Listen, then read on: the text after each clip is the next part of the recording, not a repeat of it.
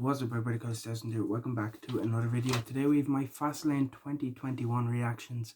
So let's just get into it. And first off, I want to say the show's I didn't really enjoy it that much.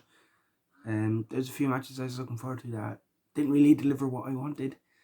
And yeah, overall, it wasn't the best of shows. So first off, starting on the pre-show, Riddle defeated Ali in probably one of the better matches of the show. Riddle, of course, retained the US title with a Bro Derek off the second rope. Sorry about that. And yeah, post match, there was a big angle where Retribution kind of turned on Ali. Ali kind of called him useless, which they basically have been since debuting. Every time I've seen them, they've lost, and they've barely been on pay-per-views. And I don't watch Raw, so I don't really see what they're doing there. So yeah, Retribution is kind of a dead angle. I'm kind of happy they're ending it, or at least kind of changing the direction, turning on Ali.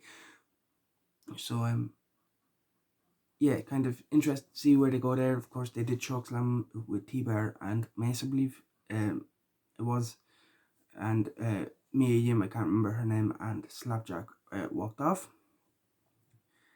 Main show started off then with the women's tag team match. Of course, Jackson Baszler retained against Bianca and Banks in okay match. Kind of predictably, miscommunication, kind of confrontation between Banks and Bianca. Jackson Baszler capitalized and retained. Of course, after the match then Sasha slaps Bianca, and then they kind of stare at the WrestleMania sign and yeah, sets up their match at Mania.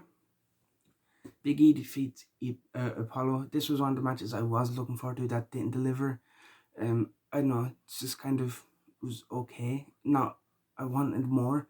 I was like expecting more from him, but it seems like from what happened after the match, they are continuing on, so hopefully we do get more. Big E did defeat Apollo. It was kind of a weird finish. I can't even describe what happened. Yeah, it just kind of came out of nowhere. Kind of was a bit of an odd finish. Maybe that's why I didn't enjoy the match as much as I did. After the match, Apollo then beats down Big E. So yeah, looks like they're continuing on with that.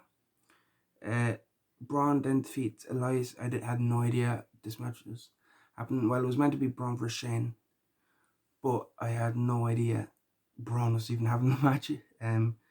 Kind of sad that Braun versus Shane didn't happen here because it means we're getting to that Mania, and I don't care. But yeah, Braun just squashed Elias. Not much to say. Elias replaced Shane because Shane injured himself in the warm-up, so they were saying. Seth then defeats Shinsuke. Again, this was one, it wasn't bad, but I kind of had higher expectations for it. So I kind of maybe, the match was good, but I just wanted more. So I felt let down because I set myself up for failure.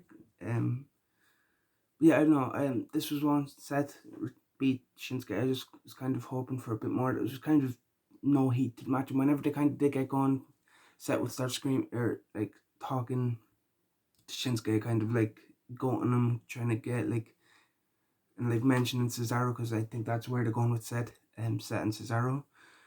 So yeah, I don't know. It was kind of, I wanted more. I hope we do get more. Just let them have a proper match and they would kill it. This one, it was okay, but yeah, kind of not what I was expecting. Next up, probably my match of the night, Drew vs Sheamus. Again, I predict this will be a war, and this was one that didn't let me down. It was good. Brawling all over the Thunderdome.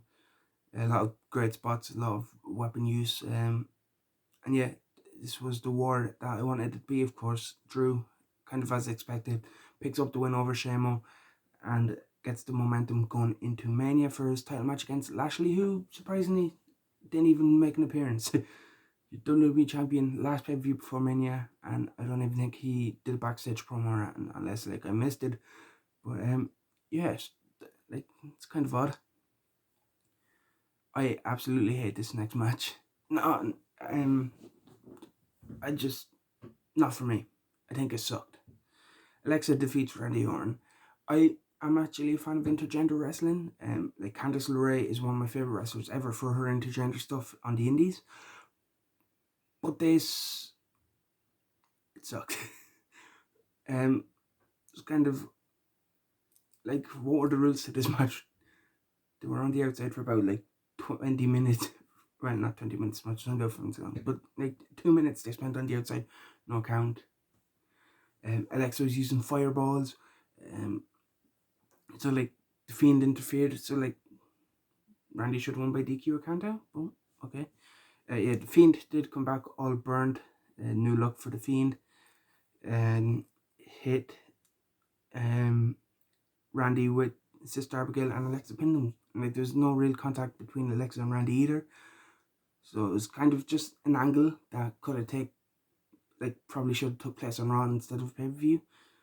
But yeah, this just didn't do it for me. Roman Reigns defeats Daniel Bryan. I probably need to rewatch this match because I was kind of watching Choco Pro at the same time, so I was kind of more focused on that, but kind of glancing up at this match. It did seem good from the bits that I remember of it. And of course, Edge, as your special guest enforcer, did get involved. After a ref bump, of course, Jey Uso did get involved as well.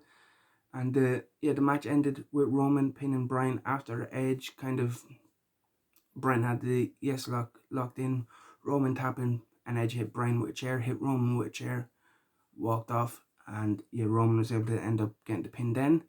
So yeah, as kind of predicted, it looks like they are going for the three-way at Mania, which should be good. 3 great wrestlers. So yeah, I'm interested to see how that goes.